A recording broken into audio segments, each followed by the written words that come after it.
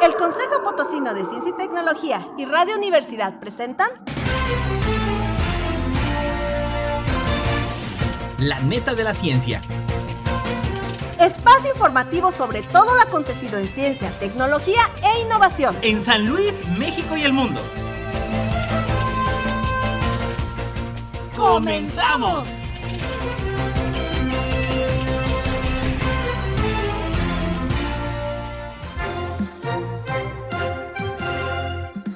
¿Qué tal? ¿Cómo le va? Muy buenos días, con el gusto de saludarle como cada jueves a las 11 de la mañana. Bienvenidos a La Neta de la Ciencia. Ya lo sabes, siga la transmisión a través del Twitter, Instagram y YouTube en @coposit. Y en el Consejo Potosino de Ciencia y Tecnología en el Facebook. Saludo a todos los que nos escuchan a través del 88.5 de FM, 1190 de AM y en Spotify en La Neta de la Ciencia. Vámonos con los titulares.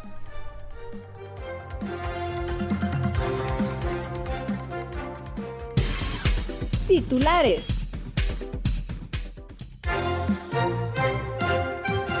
Una capa de roca fundida se oculta bajo las placas tectónicas.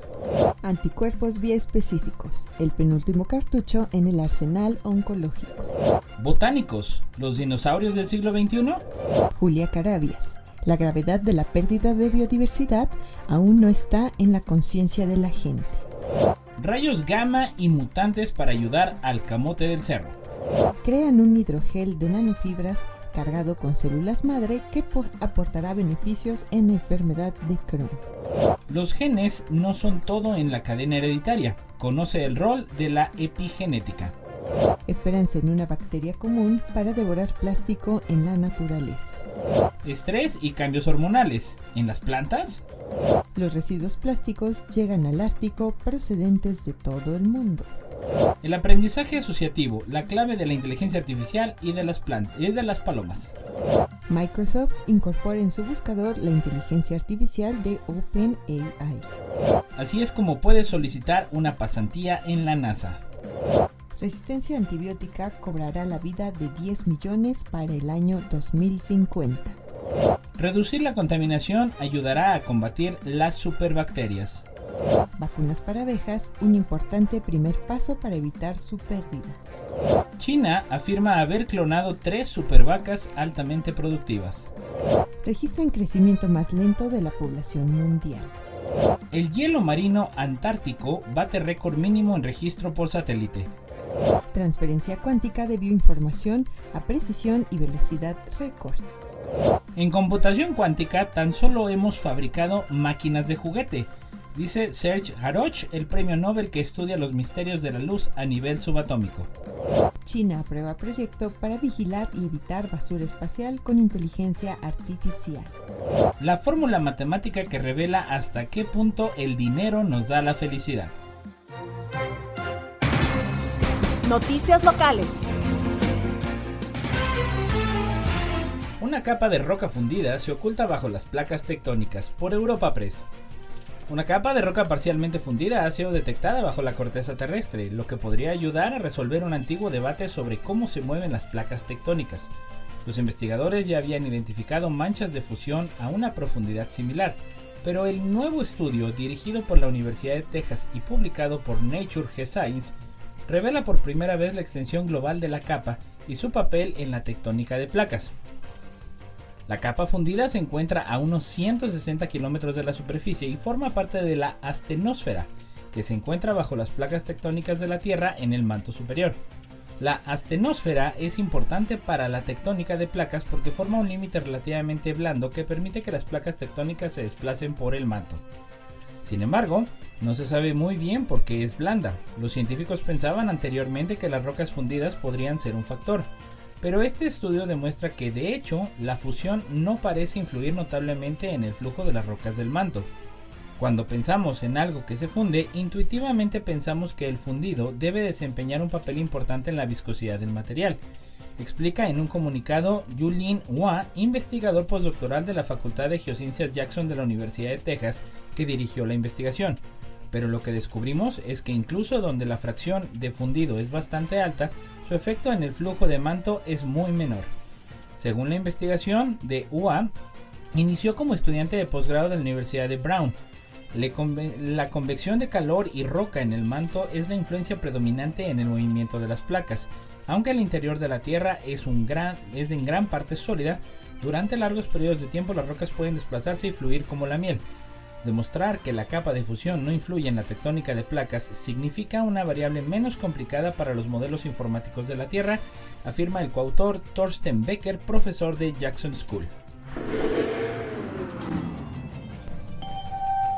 Anticuerpos biespecíficos, el penúltimo cartucho en el arsenal oncológico.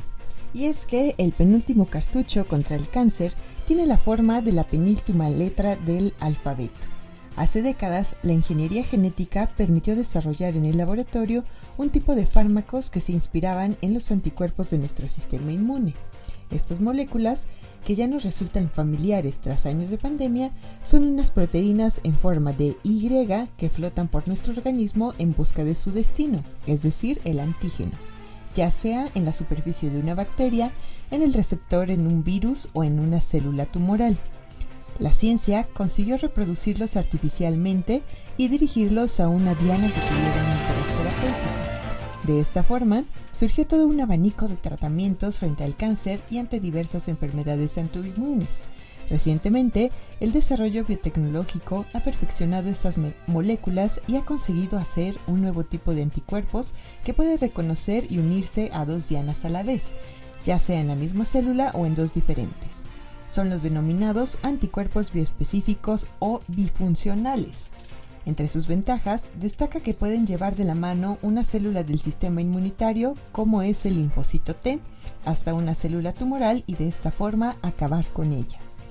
Los anticuerpos bioespecíficos se encuentran sobre todo en el contexto del ensayo clínico, pero cada vez hay más datos que indican que pueden ser útiles en determinados tipos de cáncer, cuando ya se han agotado otras opciones disponibles. Es lo que ocurre con ciertos cánceres de la sangre o hematológicos.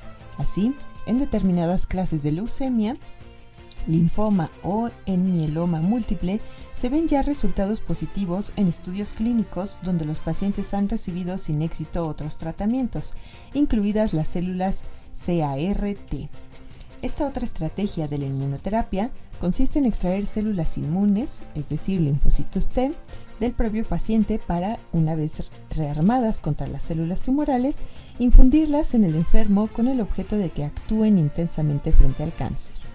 Todo ese proceso de recogida de las células del paciente, modificación en un laboratorio y administración que implica la terapia CAR-T puede necesitar varias semanas. El estudio multicéntrico internacional en la fase 1, en el que ha participado esta hematóloga, analizaba a un anticuerpo bioespecífico que promueve la acción de los linfocitos T para que destruya las células del mieloma. La especialista apunta que el fármaco, que se administró en pacientes que habían recibido diversos tratamientos previos, era capaz de inducir una tasa de respuestas globales elevadas, con respuestas profundas, incluyendo respuestas completas y con enfermedad mínima residual negativa. Esto último sugiere que no hay indicio de células cancerosas después del tratamiento, y pues los investigadores esperan ahora tener nuevos datos con más tiempo de seguimiento y en más pacientes para confirmar esta buena impresión. Botánicos, los dinosaurios del siglo XXI, por Crónica. Las plantas son indispensables para la vida en nuestro planeta, producen oxígeno, proveen alimento para los humanos y los demás seres vivos. A partir de ellas se ha obtenido la mayoría de nuestras medicinas, mantienen la calidad de los suelos y reducen la contaminación del aire. Desde las antiguas civilizaciones, las plantas han proporcionado refugio, combustible y sustento para nuestros ancestros. También se ha comprobado que la interacción con plantas, por ejemplo, tenerlas en casa, trabajar en el jardín o caminar en el bosque, reduce la ansiedad y el estrés. Estamos permanentemente rodeados por plantas, pero la llamada ceguera vegetal, un término acuñado por dos botánicos estadounidenses hace más de 20 años para describir la incapacidad de ver las plantas en el propio entorno y de la cual muchas personas sufren, hace que la importancia de las plantas para el mantenimiento de nuestro planeta y la sobrevivencia de la sociedad humana actualmente sea subestimada. Las actividades humanas ejercen continuamente una presión inmensa sobre ecosistemas y especies. 40% de las plantas a nivel global está amenazado con extinción. Específicamente en México, Casi 60% de los árboles que dan estructura a los ecosistemas forestales, además de muchos otros servicios, están en peligro. Las plantas se extinguen en un ritmo cada vez más acelerado, sin que se les haya podido estudiar debidamente. Sin embargo, las personas no solo son menos conscientes de las plantas, sino también la botánica, la disciplina milenaria que incluye el estudio de las plantas en sentido amplio, está en crisis. Así que no solo las plantas están amenazadas, también el número de los científicos que las estudian está disminuyendo y por lo tanto hay menos cursos de botánica. Hasta hace poco una materia obligatoria en casi todos los programas universitarios de biología y también cada día hay una cantidad más baja de estudiantes en botánica. Esto da como resultado que muy pocos jóvenes cuenten con las habilidades requeridas para identificar especies vegetales o no estén familiarizados con la enorme diversidad de formas y funciones. La escasez de profesionales capaces de identificar plantas correctamente a nivel de especies ha derivado en la falta de reconocimiento de la presencia de plantas amenazadas en evaluaciones de impacto ambiental, por lo que no se han evitado o reducido debidamente los efectos negativos en el medio ambiente de varias obras. De igual manera, la pérdida de conocimiento botánico ha resultado en la aplicación de programas de reforestación como en pastizales semiáridos en Oaxaca, donde nunca existieron bosques con especies que jamás habitaron naturalmente la región, como son los pinos, afectando directamente especies como el águila real, quien usa estas áreas abiertas y extensas para cazar a sus presas. Y bueno, una noticia que pues hemos abordado ya en muchos otros programas, esta neta sobre la biodiversidad y pues bueno, Julia Carabias nos comenta que es un tema que aún no está en la conciencia de la gente. La gravedad de la pérdida de especies en el planeta es igual o más grave que el cambio climático mismo. No obstante, la atención y conciencia sobre tan devastador problema para todas las especies, incluyendo a los humanos, no ha causado la alerta que debería. No obstante, en un panorama aciago, en diciembre pasado se logró un modesto pero importante paso para contrarrestar esta barbarie. En el Colegio Nacional, Julia Carabias y especialistas nacionales e internacionales expusieron algunos detalles del Marco Mundial de Diversidad Biológica adoptado en diciembre de 2022 en Montreal durante la Conferencia de las Partes COP15. Lo que había ocurrido antes en decenas de miles de años ahora ha sido provocado en tan solo unas décadas a causa del ser humano, degradación que ha sido documentada y de la cual se tiene toda la evidencia científica para hacerlo incontrovertible. Aún así, la catástrofe de la pérdida de biodiversidad no existe en el imaginario público, no está interiorizado en la conciencia de la gente, según dijo la científica cuyas investigaciones han sido fundamentales para la conservación de la selva lacandona. El cambio climático es más mediático, pero la pérdida de biodiversidad tendrá un efecto del cual ni siquiera se pueden hacer proyecciones. ¿Qué importa que falten algunas especies si los humanos nos desarrollamos y tenemos bienestar?, se preguntarán algunos. Tal afirmación pues es completamente falsa. Debido a que la biodiversidad depende de nuestra comida, respiración, agua, medicina, todo es producto de la biodiversidad. Es absolutamente esencial para la vida de los humanos sin importar si somos urbanos o del campo. Todos la necesitamos de manera esencial al igual que otros seres vivos. Una de las diferencias entre pérdida de biodiversidad y cambio climático es que la primera es irreversible, recordó la académica de la Universidad Nacional Autónoma de México. Carabias añadió que por medio de la investigación e información recabadas por instituciones como la Plataforma Intergubernamental Científico-Normativa sobre Diversidad Biológica y Servicios de los Ecosistemas, se sabe que el 75% de la superficie terrestre y el 66% de los océanos están profundamente alterados, que el 85% de los humedales se han perdido, que el 33% de las pesquerías están sobreexplotadas y que en los últimos 50 años se han perdido cerca del 60% de las poblaciones de vertebrados. Pero si estas cifras no fueran suficientemente escandalosas, aquí la más increíble de todas. Escuche usted. El 95% de la biomasa, es decir, de los organismos biológicos vivos, de todos los mamíferos en el mundo, corresponde al ganado y a los humanos. solo el 5% corresponde a la vida silvestre. Hace 10.000 años era una relación completamente inversa, según lo enfatizó la científica. Rayos gamma y mutantes para ayudar al camote del cerro. Por el Dr. José Juvencio Castañeda Nava de Crónica. Existen especies de plantas silvestres que pueden ser alternativas de cultivo, como es el camote del cerro, que en México no se ha explotado como cultivo, a pesar de que puede ser una fuente de energía por presentar carbohidratos, proteínas, aminoácidos esenciales y muy buena fuente de minerales que permitan tener una dieta más completa. El camote de cerro, como se conoce colectivamente a las especies de Dioscorea sparsiflora y de Remotrifa flora, son de gran importancia en las zonas rurales como fuente de alimento y de ingresos económicos. Son colectadas en las cañadas, los colectores mueven piedras y raíces que se encuentran al momento de escarbar en el suelo. La profundidad puede ser superior a 1 metro y esto puede representar un problema porque afecta a los ecosistemas debido a que se vuelve susceptible a la erosión del suelo y las especies nodrizas de los camotes pueden ser arrancadas para dejar el paso libre para obtener el tubérculo.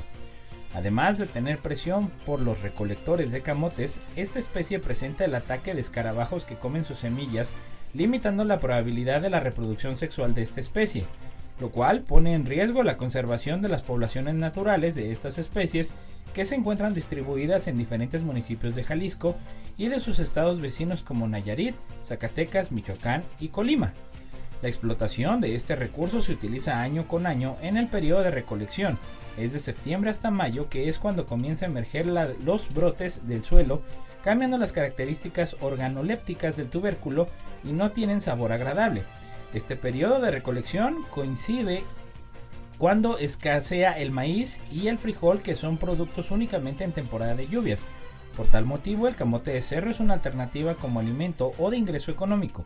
El camote de cerro forma parte de los ingresos económicos de varias familias de diferentes pueblos que suelen venderlo en los cruceros, ya sea crudo o cocido. La colecta de camote de cerro se ha incrementado año con año de acuerdo a lo que mencionan los vendedores y colectores. Además de ser utilizado como fuente de alimento, el género de Dioscorea se caracteriza por presentar un metabolito secundario, la diosgénica, que es una sapogenina esteroidal con propiedades que mitigan las propiedades de la menopausia, además de que existen estudios sobre donde se evaluó en células cancerígenas y los resultados se reportan prometedores.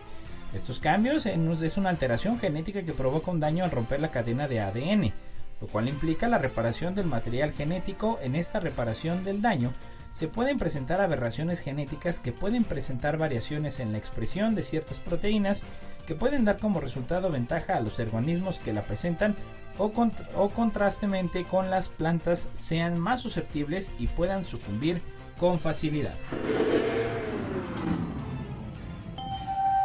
Y nuestra siguiente neta desde Europa Press, investigadores del Johns Hopkins Medicine, en un esfuerzo de colaboración con la Escuela de Ingeniería de Whiting, Estados Unidos, han desarrollado un hidrogel de nanofibras cargado con células madre que, probado en ratones, ha demostrado un éxito significativo en el tratamiento de fístulas perianales, una de las muchas complicaciones de la enfermedad de Crohn. Y es que alrededor del 30 al 40% de los pacientes con enfermedad de Crohn desarrollan fístulas perianales, un túnel inflamado entre la piel y el interior del ano que puede provocar dolor, hinchazón, molestias y fugas de sangre o pus. Por lo general, se necesita cirugía para tratar la afección, y si bien más de la mitad de los pacientes no se benefician de los tratamientos actualmente. Ante esta situación, el hidrogel se puede inyectar dentro del tracto de la fístula y, según los resultados obtenidos en el trabajo, logra reducir hasta 6 veces el tamaño de las fístulas en comparación con la cirugía. De hecho, el gel construyó un andamio que tuvo las células madre en el sitio de las fístulas y promovió la curación regenerativa. Estos resultados son muy emocionantes para el futuro de la reparación de tejidos por bioestimulación para lesiones crónicas, incluso más allá de las fístulas perianales, según han explicado los expertos.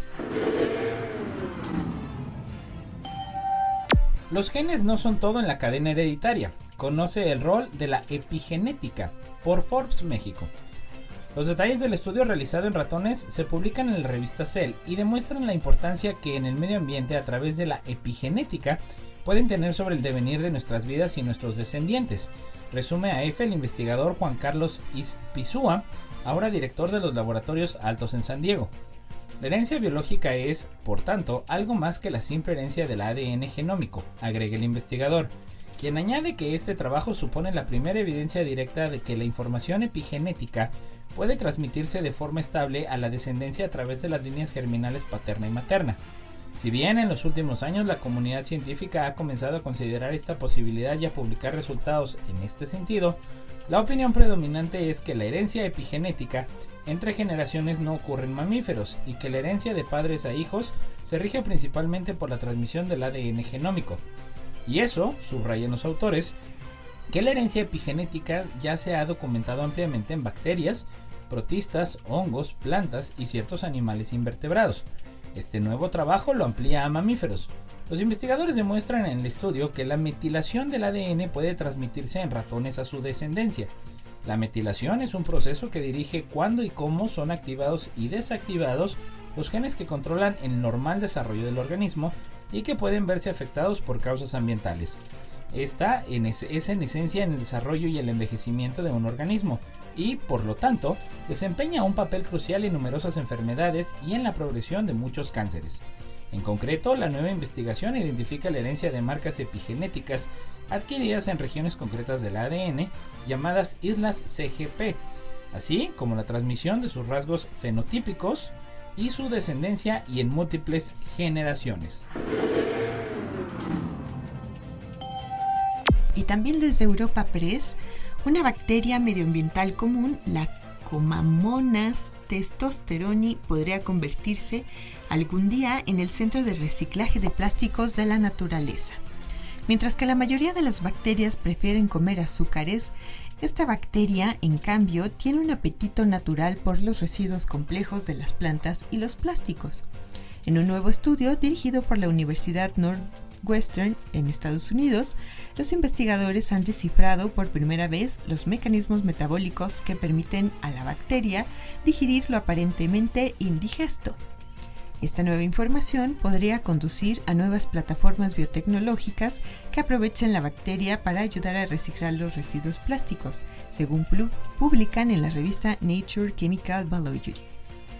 Las especies de Comamonas se encuentran prácticamente en todas partes, incluidos los suelos y los de depuradora.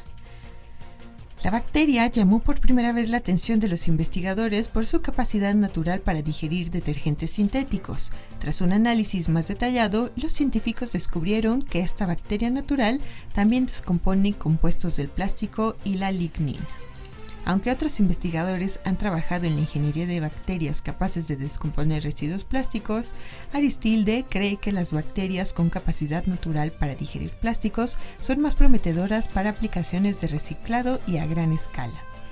El estudio fue dirigido precisamente por Aristilde, un profesor asociado de Ingeniería Civil y Medioambiental en la Escuela de Ingeniería McCormick de Northwestern, y la estudiante de doctorado Rebecca Wilkes, que es la primera autora del artículo. El estudio participaron también colaboradores de la Universidad de Chicago, del Laboratorio Nacional de Oak Ridge y la Universidad Técnica de Dinamarca. Estrés y cambios hormonales en plantas por crónica. Al igual que los seres humanos y animales, las plantas se encuentran en constante estrés al enfrentarse a condiciones adversas de las que infortunadamente no pueden huir. El estrés ocasionado por las diferentes condiciones mencionadas con anterioridad puede inhibir el crecimiento de las plantas, alterar sus procesos fisiológicos y bioquímicos, ocasionar necrosis y alterar la absorción de nutrientes. Para sobrellevar estas situaciones hostiles, las plantas han desarrollado diferentes mecanismos en los que perciben las señales de estrés, generando respuestas favorables para su óptimo crecimiento y desarrollo. Pero, ¿las plantas producen hormonas? Suena extraño, pero es cierto. En teoría es el mismo concepto. Pequeñas moléculas que son producidas en diferentes tejidos u órganos en mínimas cantidades, que tienen la capacidad de mostrar su efecto en la célula o tejido que las producen o albergan. Estas moléculas impactan significativamente en el metabolismo, germinación, crecimiento y desarrollo, reproducción y muerte de las plantas, además de que juegan un papel importante en la respuesta al estrés generado por diferentes condiciones. Así como en los mamíferos, la clasificación de las hormonas vegetales está basada de acuerdo a sus funciones fisiológicas y estructura química, siendo las más comunes brasinoesteroides, citoquininas, giberelinas, auxinas, ácido abscísico, ácido salicílico, ácido jasmónico y etileno. Entre estas, las últimas 4 desempeñan un papel importante en la mediación de la respuesta de defensa de las plantas ante el estrés generado por condiciones adversas. En particular, cuando las condiciones climáticas son extremas, existen lesiones o persiste la salinidad y sequía. Los niveles de ácido abscísico aumentan, modificando el crecimiento radicular y controlando el contenido del agua. Además, generan una respuesta de tolerancia ante la adversidad a la que se enfrenta la planta. Las citoquininas, giberelinas y brasinoesteroides no se quedan atrás, ya que se ha reportado que están muy activas cuando se genera estrés por la luz, temperaturas extremas, salinidad, ausencia de agua y nutrientes, incluso por la presencia de microorganismos y sus metabolitos secundarios.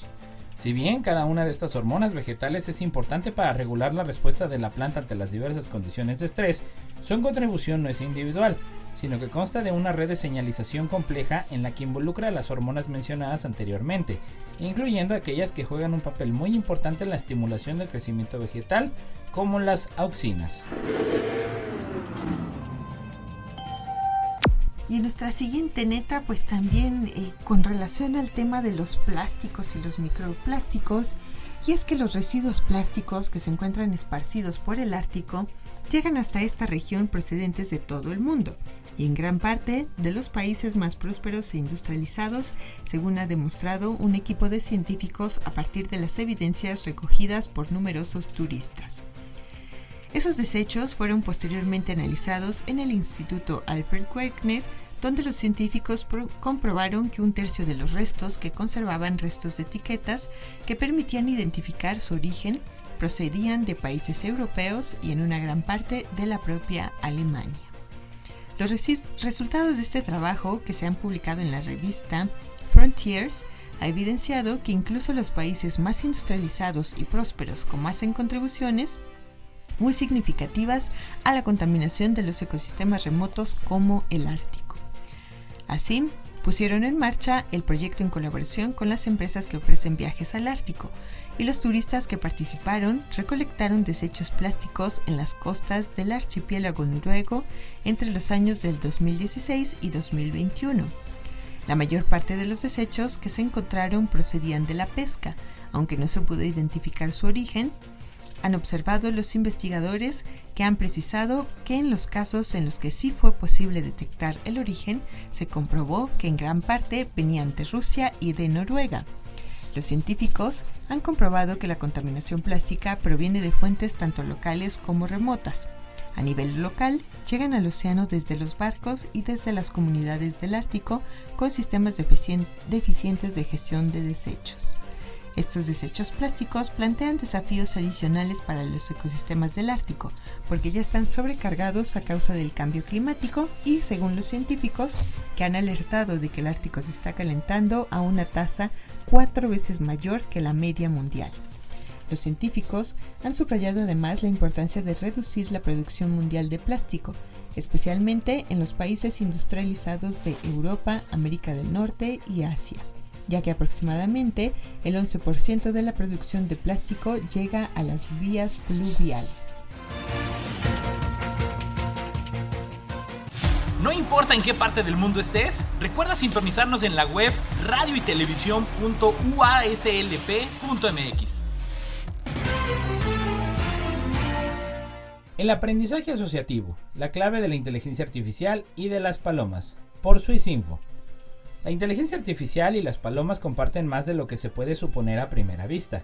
El denominador común es que ambas emplean el mismo principio básico, el aprendizaje asociativo, según un estudio de la Universidad de Iowa en los Estados Unidos. Un estudio que publica Current Biology examinó el funcionamiento del cerebro de las palomas y cómo su aprendizaje por el método repetitivo de ensayo-error y el pensamiento asociativo comparte similitudes con la inteligencia artificial. Los ordenadores usan la misma metodología básica, afirman los investigadores, y se les enseña a identificar patrones y objetivos fácilmente reconocibles por los humanos.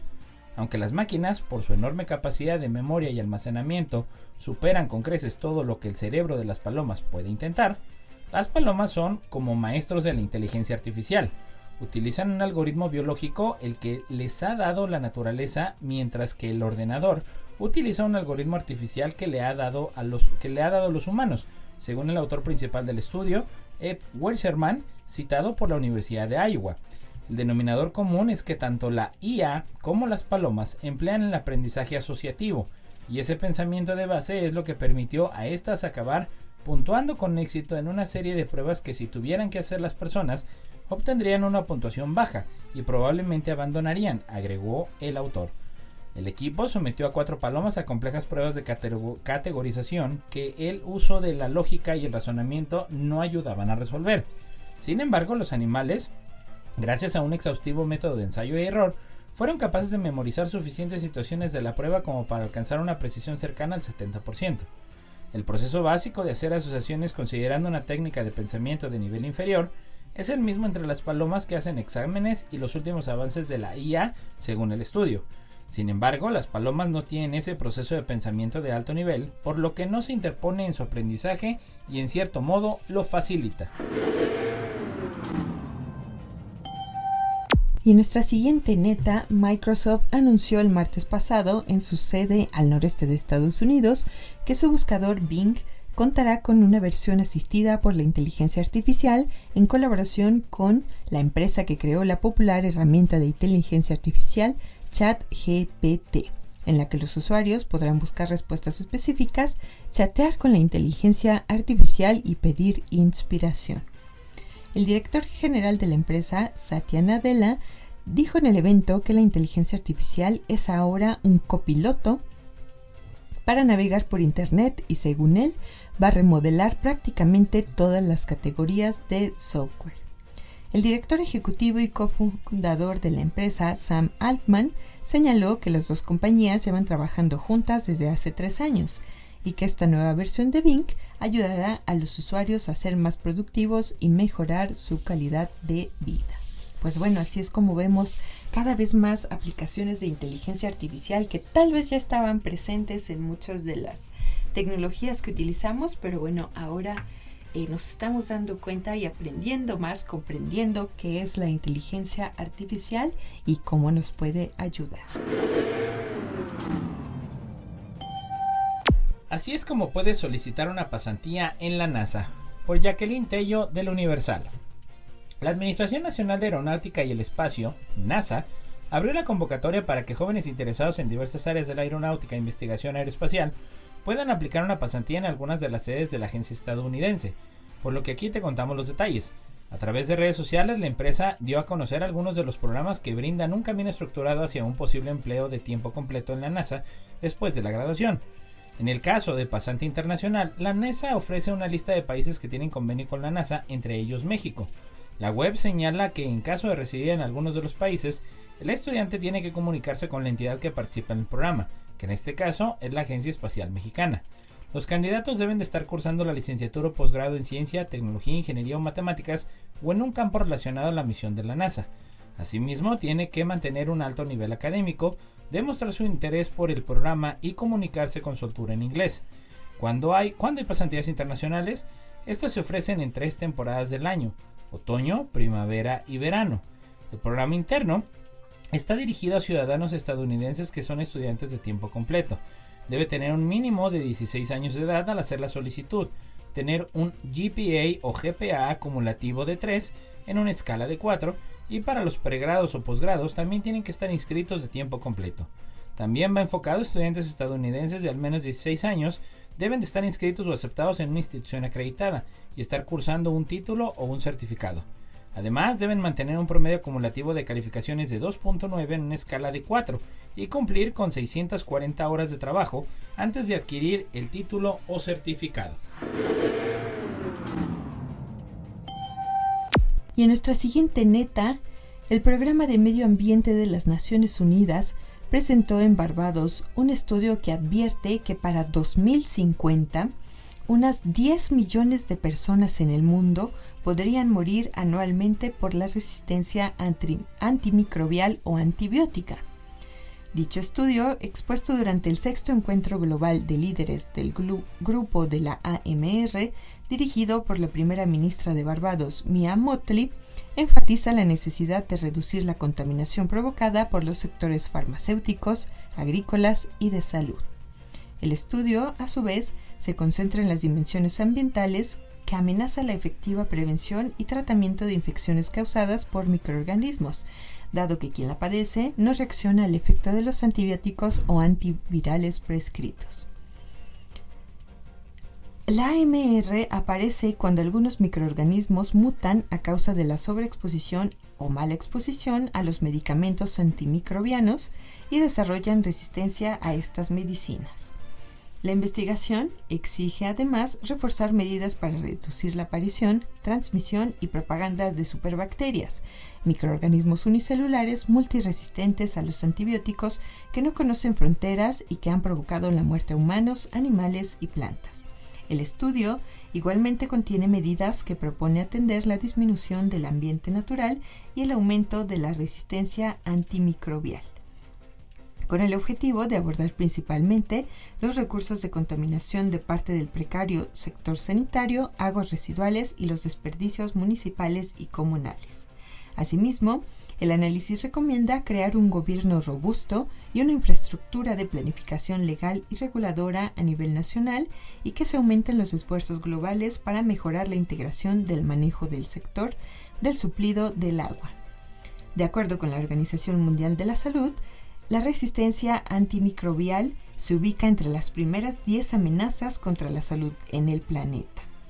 En el año 2019 se estimó que 1.27 millones de las muertes en el mundo fueron directamente atribuidas a infecciones resistentes a fármacos.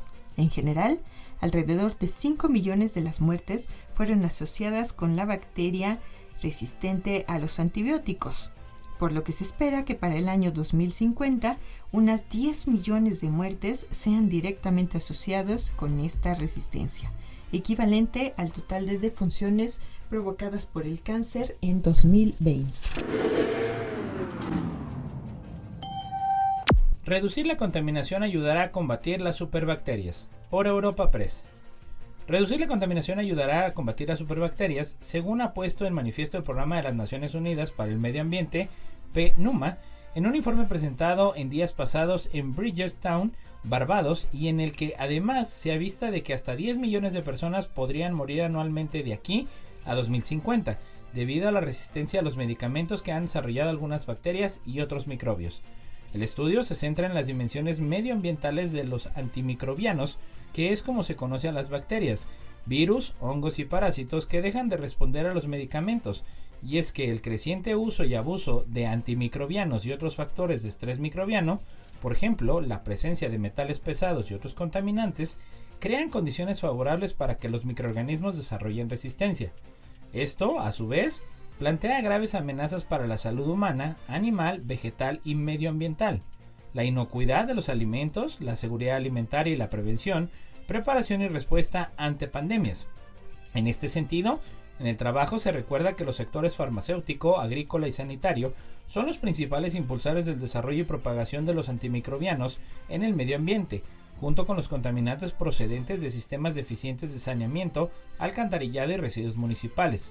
Asimismo, según el informe Global Research on Antimicrobial Resistance, la resistencia de los microbios afecta de manera desproporcionada a los países de renta baja y media y contribuye a casi 5 millones de muertes al año. De hecho, la Organización Mundial de la Salud, OMS, ha comentado que los antimicrobianos se encuentran entre las 10 principales amenazas mundiales para la salud. En 2019 se estima que 1.27 millones de muertes en todo el mundo se atribuyeron directamente a infecciones resistentes a los medicamentos y, en general, casi 5 millones de muertes se asociaron con esa resistencia. Además, se espera que para 2050 se produzcan unos 10 millones de muertes directas adicionales al año, lo que equivale al número de muertes causadas globalmente por el cáncer en 2020.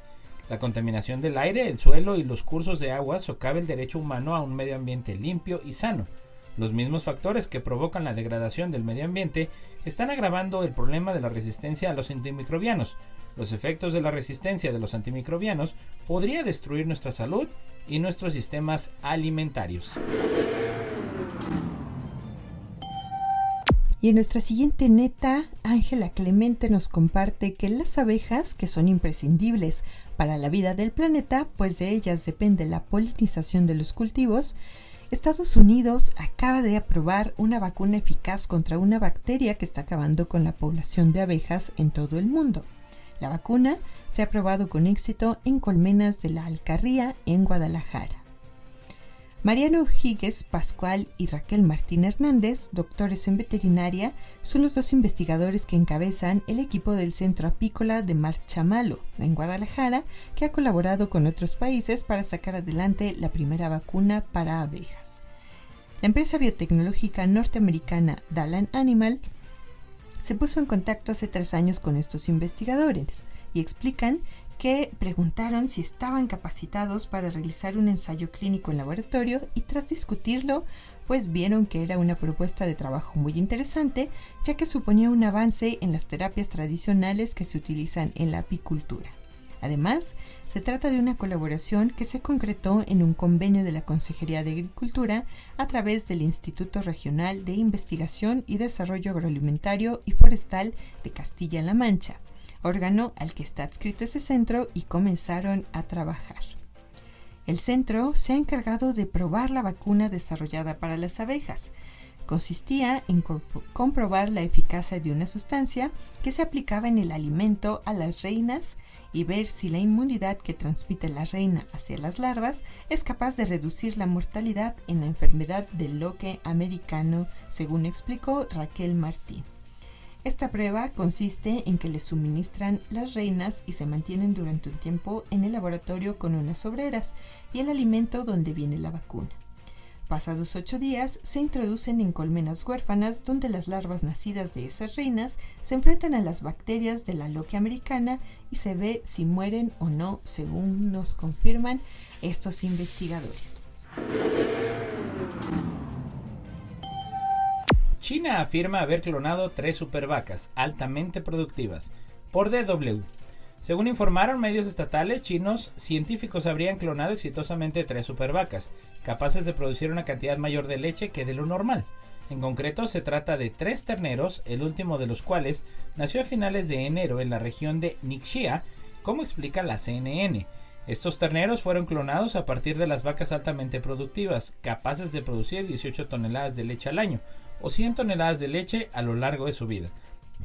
Para conseguir estas 3 supervacas, los científicos generaron 120 embriones clonados a partir de las células del oído de estas vacas altamente productivas, y posteriormente los implantaron en vacas sustitutas. Jin Yaping, científico principal del proyecto, calificó el nacimiento de las supervacas como un avance que permitirá a China preservar los ejemplares más productivos de una manera económicamente viable, informó el periódico estatal Global Times. Las vacas que han servido de patrón son capaces de producir 1.7 veces más leche que una vaca promedio de Estados Unidos, según el Departamento de Agricultura de los Estados Unidos. Planeamos tardar de 2 a 3 años en construir un rebaño compuesto por más de 1000 supervacas como una base sólida para abordar la dependencia de China de las vacas lecheras en el extranjero y el problema de riesgo de ser asfixiado por interrupciones en la cadena de suministro, explicó Yaping. De acuerdo con Global Times, actualmente el 70% de las vacas lecheras de China se importan del exterior. En muchos países, incluido Estados Unidos, los granjeros crían clones con animales convencionales para hacerlos más productivos y resistentes a enfermedades. También China ha logrado avances significativos en la clonación de animales en los últimos años. El año pasado, una empresa china clonó por primera vez en el mundo un lobo ártico. En 2017, científicos chinos afirmaron haber clonado ganado con mayor resistencia a la tuberculosis bovina, una enfermedad que pone en riesgo al ganado en muchos países.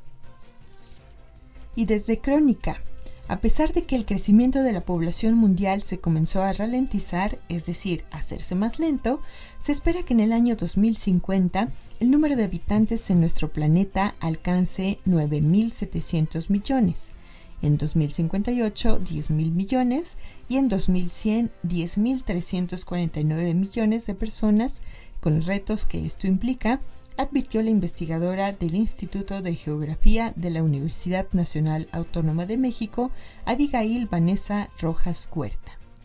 La experta en demografía señaló que la tasa de crecimiento global actual es menos de 1%. En términos más exactos, la Organización de las Naciones Unidas estima que para 2023 será de 0.91% anual, cuando a inicios de este siglo era de 1.33%, lo cual significa que la población aumenta pero más lentamente. Tan solo en este año se calcula que nacerán aproximadamente 134 millones de bebés, es decir, 4.3 cada segundo. Asia concentra el 59% de la población total, seguido por África con 18%, luego Europa con 9%, América Latina y el Caribe con 8% y finalmente Oceanía y América del Norte con 6%. Otra variable demográfica, aclaró la universitaria, es la densidad de la población que indica el número de habitantes por kilómetro cuadrado. Asia también tiene el primer lugar con aproximadamente 151 habitantes por kilómetro cuadrado, África 48, Europa 34, América Latina y el Caribe 33, América del Norte 20 y Oceanía con 5. Los países más poblados son China e India, con alrededor de 1.400 millones de personas cada uno. Respecto a la esperanza de vida, Rojas Huerta externó que África, Chad, Lesoto y Nigeria están por debajo de los 55 años. Las naciones con la mayor perspectiva de vivir son Mónaco, con 86.9 años, Macao, región administrativa de China, con 85.4 y Japón, con 84.8 años, a los cuales se agregan Suiza, Suecia, Italia o Francia. De acuerdo con estimaciones del Organismo Mundial, la esperanza de vida en México ha disminuido debido a la violencia, la guerra contra el narcotráfico y los feminicidios. Además, se añaden los fallecidos por la pandemia y el hecho de que, desafortunadamente, en algunos estados la mortalidad infantil aún es alta.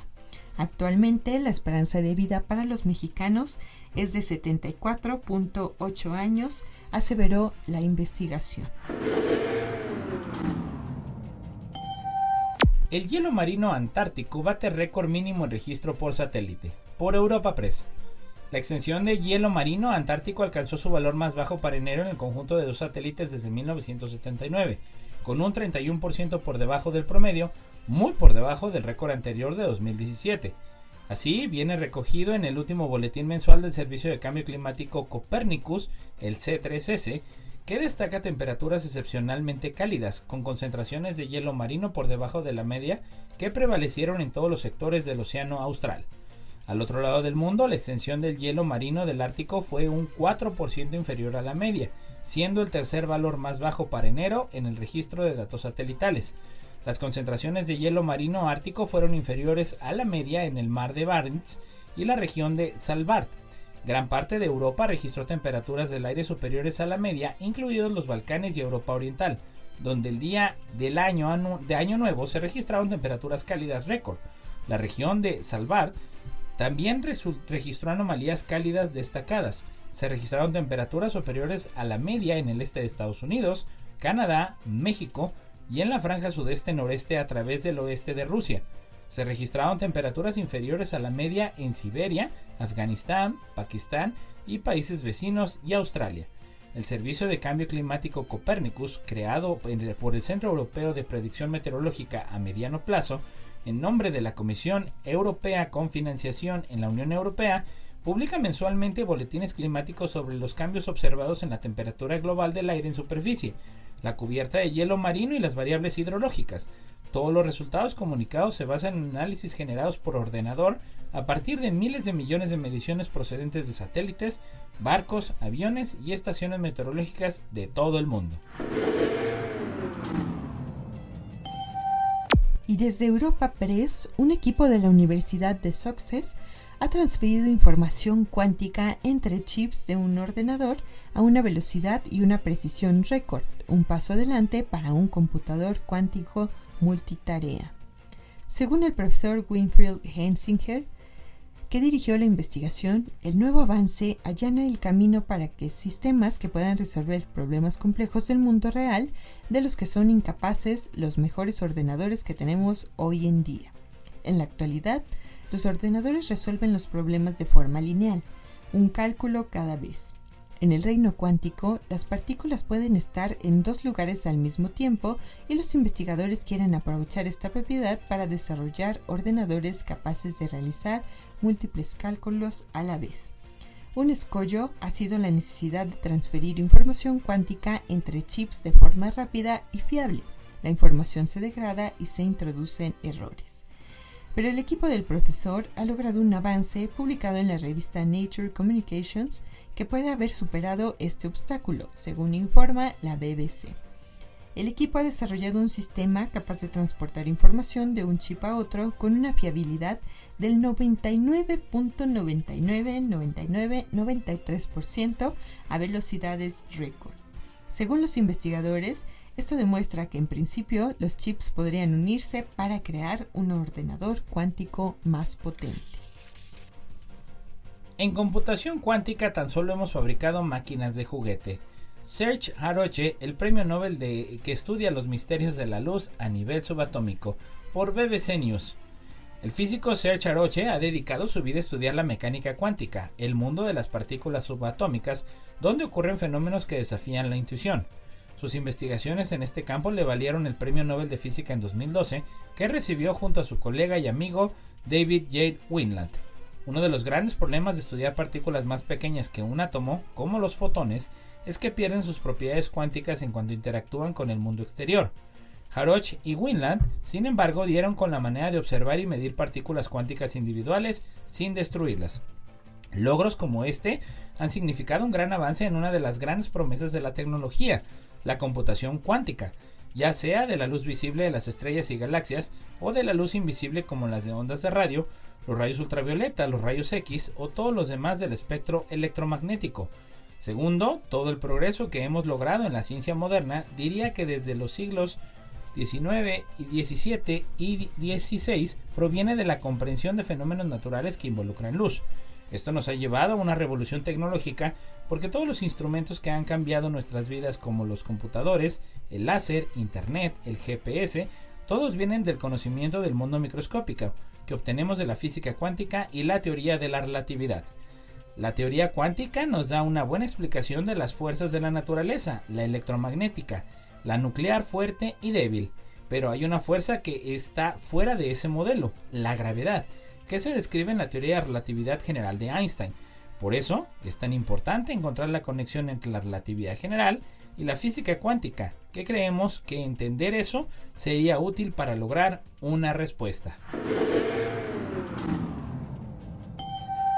Y casi para despedirnos de las netas del día de hoy, el Ministerio de Ciencia y Tecnología de China dio recientemente luz verde a un proyecto que incluye el uso de la inteligencia artificial para rastrear, vigilar y evitar la basura espacial alrededor de la Tierra. El proyecto es una iniciativa del Centro de Control de Dinámica Aeroespacial de la ciudad de Xi'an, que lleva tiempo trabajando en la prevención de colisiones espaciales, según el diario Global Times. Investigaciones citadas por el medio señalan que en la actualidad existen 30.000 fragmentos de más de 10 centímetros de longitud en el exterior de la Tierra y más de 1 millón de tamaño comprendido entre 1 y 10 centímetros como resultado de más de 640 explosiones en el espacio y otros incidentes. La basura espacial se ha convertido en un obstáculo para la exploración humana del espacio exterior y organismos internacionales han señalado su peligro en los últimos años. Su investigación y rastreo presenta varias dificultades, pues factores como la complejidad de las fuerzas que regulan los fragmentos y la dificultad a la hora de interpretar sus datos.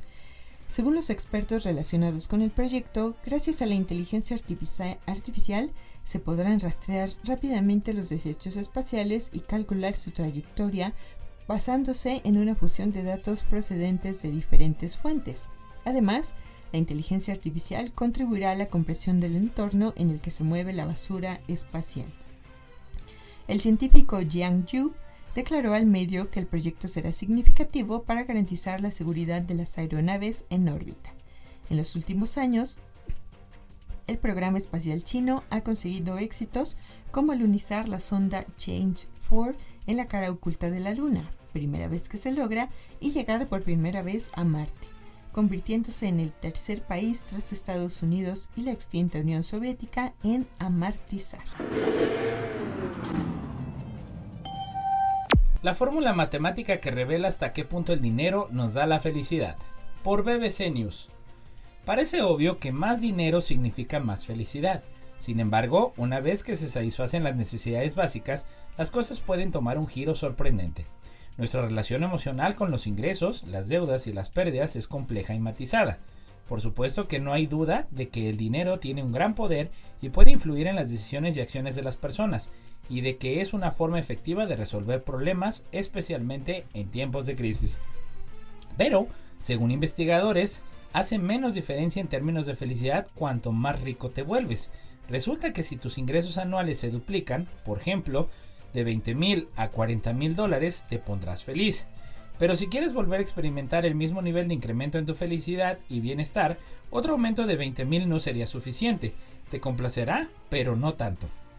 Para volver a sentir la misma recompensa emocional, tendrías que duplicar tus ingresos nuevamente, de manera que si $40,000 te hicieron feliz, para experimentar de nuevo el mismo grado de felicidad necesitarás doblar tus ingresos a $80,000 y luego otra vez a $160,000 y así.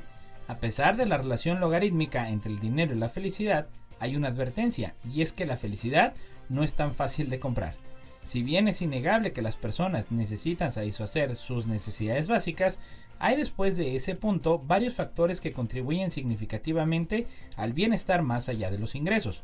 Otra peculiaridad psicológica interesante sobre el dinero es que odiamos perder dinero más de lo que amamos ganarlo. Y muchas gracias por acompañarnos en una neta de la ciencia más. Gracias a Lalo Carrillo en los controles. Ya lo sabe, la neta de la ciencia todos los jueves en punto de las 11 de la mañana aquí por Radio Universidad. Hasta la próxima. Esto fue